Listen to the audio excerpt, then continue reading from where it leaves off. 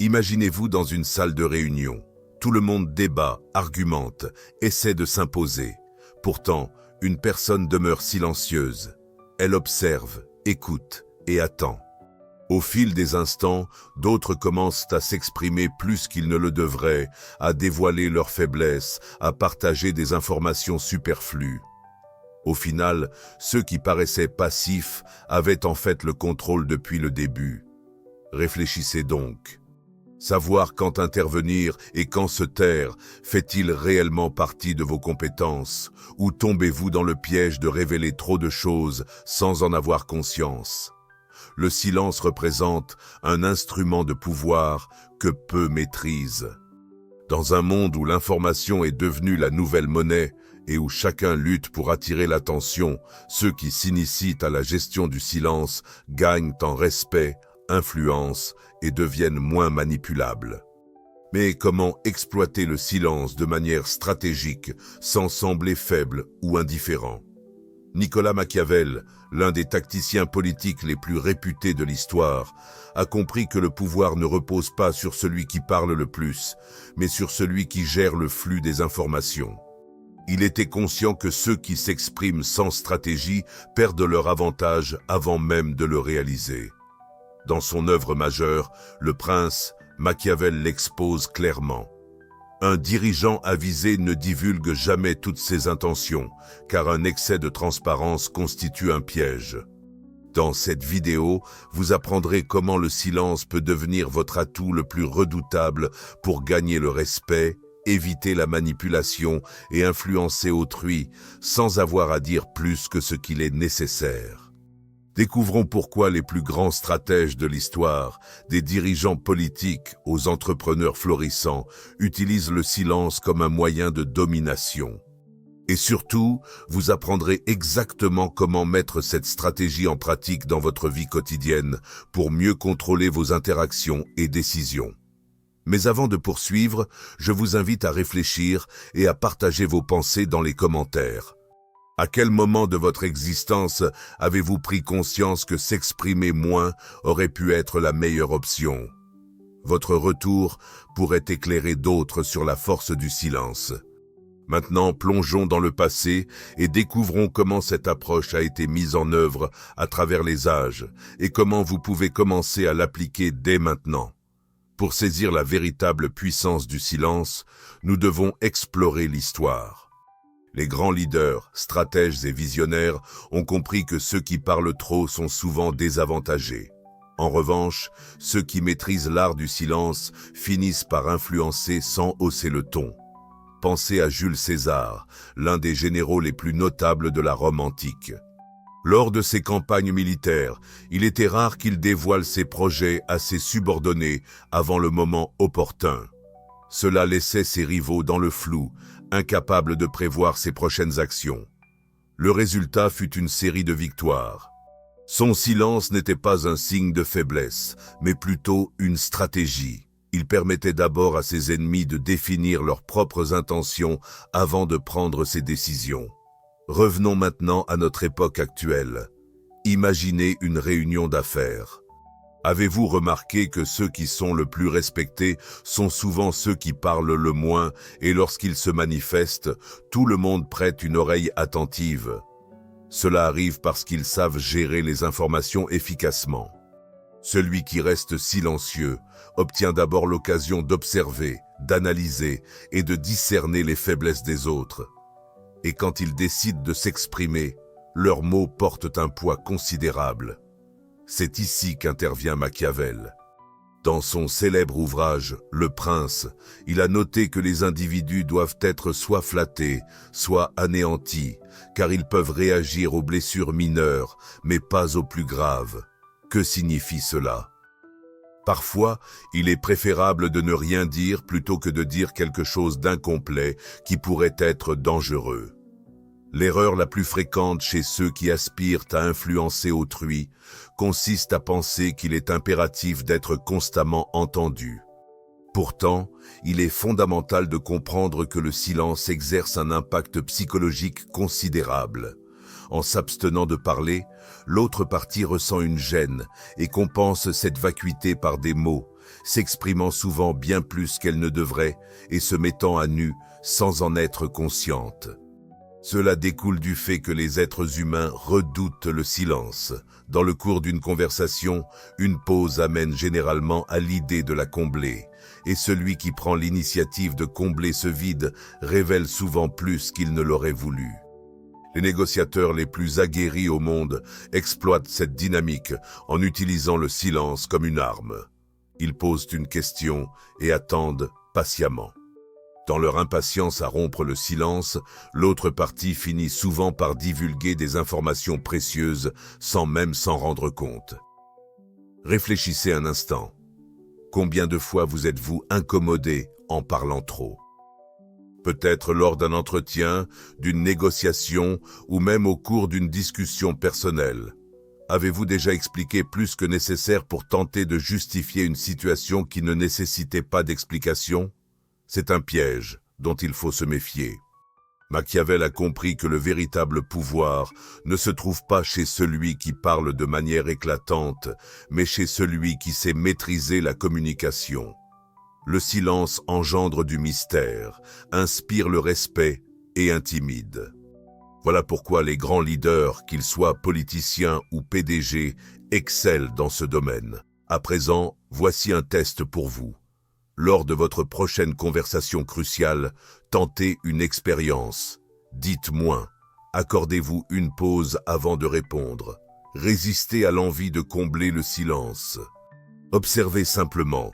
Vous constaterez que ceux qui vous entourent commenceront à parler davantage, cherchant à déchiffrer vos intentions. Et c'est précisément à ce moment-là que vous prendrez l'ascendant. Le silence représente un abîme, un espace inoccupé qui peut intimider, mais qui offre également une forme de protection. Dans une société où chacun se bat pour se faire entendre, ceux qui choisissent de se taire deviennent des mystères. Et ce mystère constitue une forme de contrôle à la fois subtile et efficace. Machiavel l'a très bien compris. Il savait que les mots agissent comme des lames aiguisées. Une fois prononcés, ils ont le potentiel de blesser, de libérer, mais surtout de rendre visible. Et ceux qui se dévoilent trop courent le risque de devenir vulnérables. Le véritable stratège n'est pas celui qui s'exprime avec une éloquence débordante, mais bien celui qui traite sa voix comme une ressource rare et précieuse. Lorsqu'il est utilisé de manière judicieuse, le silence ne signale pas une absence, mais plutôt une présence amplifiée. Cela ne traduit pas une faiblesse, mais plutôt une maîtrise de soi. Celui qui sait choisir ses mots avec discrimination devient l'individu que chacun s'efforce de décoder. Pensez aux grands leaders, aux figures marquantes de l'histoire. Ils ne parlaient que rarement de manière excessive. Quand ils prenaient la parole, chaque mot était minutieusement pesé, chaque silence soigneusement orchestré. Dans ces contextes, l'absence de mots n'était pas un vide, mais un acte affirmatif. Le silence peut, en effet, revêtir davantage de signification que les discours les plus élaborés.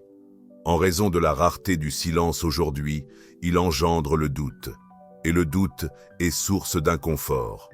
Ceux qui parlent peu poussent les autres à combler les espaces vides avec leurs propres interprétations, leurs propres peurs et incertitudes. Et il y a une véritable puissance là-dedans. Dans notre époque moderne, le silence est souvent sous-estimé. Il existe une volonté d'exposition, presque un besoin désespéré d'être compris, reconnu, accepté. Mais ceux qui cherchent incessamment la compréhension sacrent une partie de leur essence, devenant prévisibles et faciles à manipuler. Machiavel dirait que, là où la prévisibilité règne, le pouvoir s'efface. Un homme qui ne se livre pas entièrement porte un poids invisible. Que pense-t-il? Que désire-t-il vraiment? Quelle sera sa prochaine action? Cette incertitude pousse les autres à réfléchir avant de vous attaquer, avant de porter un jugement, avant de tenter de vous contrôler. Dans le domaine des échecs, un joueur qui dévoile sa stratégie trop tôt est déjà en position de faiblesse. L'approche la plus judicieuse n'est pas une réaction précipitée, mais la patience. Observez, attendez, incitez l'autre à se dévoiler en premier. Machiavel pensait que la guerre la plus redoutable n'était pas celle menée avec une arme, mais celle qui se déroule dans les esprits.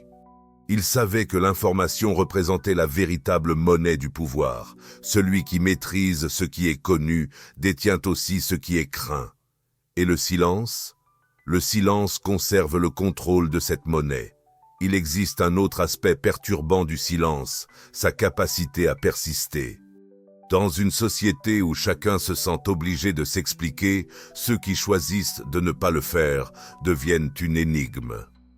Le silence peut être perçu comme une forme de refus, une manière de rejeter le besoin de validation. C'est un défi aux attentes collectives d'une réponse. Cela peut générer un malaise, car cela nous pousse à confronter ce que nous tentons d'éviter, l'incertitude. Et l'incertitude nous contraint à réfléchir. Les religions l'ont toujours compris. Dans plusieurs traditions spirituelles, le silence est perçu comme un chemin vers la vérité, un passage vers ce qui ne peut être exprimé par des mots. Après tout, il existe des vérités que l'on ne peut énoncer sans en altérer la substance. Peut-être est-ce pour cette raison que ceux qui s'expriment peu semblent posséder un savoir dissimulé, un secret auquel les autres n'ont pas accès. Mais le vrai secret pourrait justement résider dans cette capacité à savoir quoi taire. Le silence n'est pas un vide. Il est rempli de la présence de ceux qui savent en tirer profit. Machiavel a compris que gouverner implique non seulement d'agir, mais également de savoir attendre. Le silence impose le respect, crée une distance et transforme l'incertitude en un atout. Celui qui maîtrise le silence n'a pas besoin d'hausser le ton pour être entendu. Nous allons examiner comment ce concept peut être intégré dans la vie de tous les jours, allant des échanges insignifiants aux moments décisifs de prise de décision. En définitive, il ne s'agit pas simplement d'apprendre à articuler vos pensées, mais de savoir précisément quand garder le silence. Le silence représente un véritable art.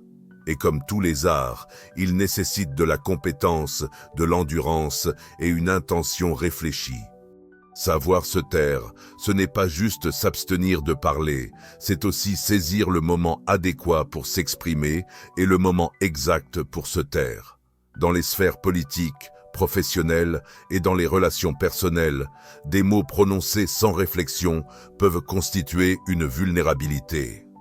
Au contraire, un silence stratégiquement placé peut agir comme une barrière, une forteresse intangible qui protège tout en déstabilisant. La question qui se pose est: comment tirer profit du silence sans sembler distant, fragile ou être perçu comme désintéressé? Le silence ne devrait pas être vide, mais chargé de sens. Il existe des méthodes pour s'assurer que ce silence joue en votre faveur. La pause a un impact psychologique considérable. Lorsque quelqu'un s'exprime sans interruption, sans espacer ses idées, ses propos perdent leur force. En revanche, introduire des pauses confère du poids à ce qui est dit. La pause induit une forme d'attente, poussant les interlocuteurs à écouter attentivement et à assimiler chaque mot. Les grands orateurs en sont conscients. Par exemple, Martin Luther King utilisait des silences entre ses phrases pour renforcer l'effet de ses discours. Chaque interruption permettait à sa voix d'imprégner l'esprit de son auditoire pour une durée prolongée. Mais la pause ne s'applique pas uniquement au discours. Dans la vie quotidienne, un simple moment d'arrêt avant de répondre peut transformer complètement le cours d'une conversation. Lorsque quelqu'un vous interroge de manière provocante, au lieu de réagir immédiatement, prenez un instant pour le regarder dans les yeux. La tension résultante du silence engendrera souvent un malaise qui amènera l'autre à tempérer son ton, à en dévoiler davantage qu'il ne l'aurait prévu, voire à adapter son discours. Le silence ne doit pas nécessairement être perçu comme une absence. Il peut représenter un champ d'énergie invisible. Toutes les provocations ne requièrent pas de réponse, et chaque accusation n'exige pas une défense. Parfois, le silence est la réponse la plus percutante. Machiavel l'a parfaitement compris. Il savait que souvent, ceux qui cherchent à se justifier trop s'exposent à la défaite. En effet, se justifier implique un aveu implicite. Si quelqu'un a le besoin d'expliquer tant de choses, il se peut qu'il y ait un problème sous-jacent. Dans les débats politiques, il est fréquent que le camp le plus fragile fasse pression sur l'adversaire pour qu'il s'explique. Toutefois, les stratèges sont conscients que souvent, celui qui est habitué à attendre ne tombe pas dans le piège. Un silence déterminé peut faire croire que l'accusateur lui-même est en détresse, semblable à quelqu'un qui déverse des mots dans le vent sans conséquence réelle. Ici, le silence se fait miroir. Il renvoie le poids de son accusation à l'autre partie, et cela ne se limite pas à la politique. Dans tous les contextes, qu'il s'agisse de travail, de famille ou d'amitié, il existe des instants où la meilleure option est de ne pas discuter, mais simplement d'observer, laissant l'autre s'épuiser à essayer d'obtenir une réaction de votre part. L'un des effets les plus intrigants du silence est qu'il engendre un vide. La plupart des gens ne supportent pas le vide. Si vous demeurez silencieux longtemps, l'autre partie tentera inévitablement de le combler. Elle finit souvent par parler davantage qu'elle ne le devrait. Dans une négociation, celui qui s'exprime en premier perd habituellement. Un négociateur habile fait une offre puis se tait.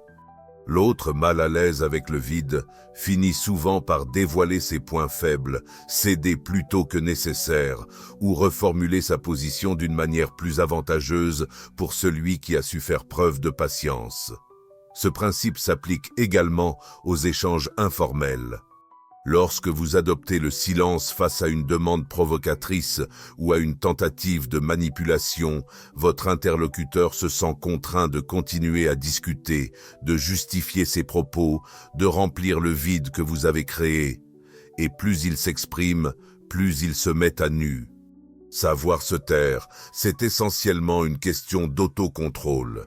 Parler est une réaction impulsive, un réflexe inné pour combler les silences, chercher la connexion, affirmer son identité.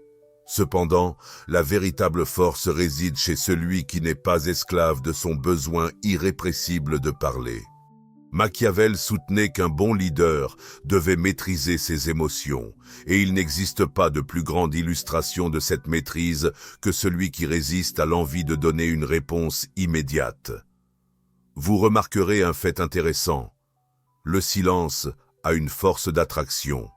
Il crée un magnétisme. Il transforme l'absence en une forme de présence, car au final, ce qui n'est pas exprimé a souvent plus de poids que n'importe quel discours. Le silence ne constitue pas un vide, c'est un espace chargé de puissance. Celui qui sait manier cet art n'échappe pas seulement au piège, mais pousse les autres à révéler leurs véritables intentions. Le silence n'est pas simplement un bouclier, c'est une arme qui désarme et attaque à la fois. Abordons maintenant la dernière question. Comment relier tout cela et mettre en pratique ces enseignements pour modifier la manière dont les gens vous perçoivent? Nous allons connecter ces principes à votre quotidien et montrer comment des ajustements mineurs peuvent transformer radicalement votre présence dans le monde. Si vous avez ressenti le pouvoir du silence à un moment dans votre vie, n'hésitez pas à partager votre expérience dans les commentaires, car la meilleure manière d'apprendre, c'est en observant. Et parfois, le silence est la méthode la plus efficace pour enseigner. Il y a quelque chose d'hypnotisant dans le silence. Cela peut être intimidant, provoquer de la réflexion ou même agacer. Mais avant tout, il impose une présence indéniable. Dans un univers où chacun s'efforce de se faire entendre, ceux qui choisissent de rester silencieux acquièrent une force que peu de personnes saisissent réellement. Machiavel en était conscient. Il a compris que l'influence ne revient pas à celui qui émet le plus de paroles, mais à celui qui sait choisir ses mots avec soin et maîtriser sa propre présence. Au fond, la communication ne se résume pas à la quantité, mais à l'impact. Et à présent, après avoir parcouru tout ce chemin, la question qui demeure est la suivante. Comment tirer parti de ces connaissances? Comment faire du silence un véritable atout dans votre vie quotidienne?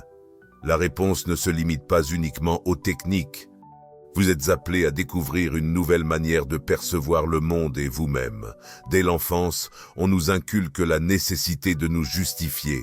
Lorsqu'on est petit, on nous interroge. Pourquoi as-tu agi ainsi? En grandissant, ce besoin de répondre à tout moment persiste, nous forçant à expliquer chaque geste et chaque décision. Pourtant, la réalité est que la véritable force réside chez ceux qui n'éprouvent pas cette contrainte. Ceux qui ne se sentent pas obligés de se justifier affichent une assurance palpable. Ils ne cherchent pas à persuader autrui de leur justesse, c'est pourquoi ils sont souvent perçus comme tels. Le silence, dans ce cadre, n'équivaut pas à un manque de réponse. C'est une affirmation puissante de confiance en soi. Rappelez-vous d'une fois où le silence de quelqu'un vous a mis mal à l'aise. Vous êtes-vous déjà interrogé sur ces pensées? Avez-vous tenté de remplir mentalement ce vide? Sachez maintenant que lorsque vous maîtrisez le silence, un effet similaire se produit. Vous devenez une énigme, et les énigmes ne passent pas inaperçues. Le silence ne façonne pas uniquement la perception que les autres ont de vous, il vous influence également. Quand vous réduisez votre besoin de parler sans cesse, un phénomène fascinant se manifeste. Votre esprit s'éveille. Vous commencez à percevoir des détails qui vous échappaient auparavant. Subtilité dans les propos des autres, indécision, intention cachée. Le silence ne rime pas avec inactivité. C'est une observation active. Prenons l'exemple d'une dispute. Celui qui choisit de rester silencieux plus longtemps profite d'un temps supplémentaire pour identifier les faiblesses des arguments adverses. Celui qui écoute d'abord termine par répondre en dernier et de manière plus précise. Le silence a également une autre fonction essentielle. Il pousse l'autre à se dévoiler. Dans le grand théâtre de la communication, celui qui parle le plus finit par révéler davantage de lui-même.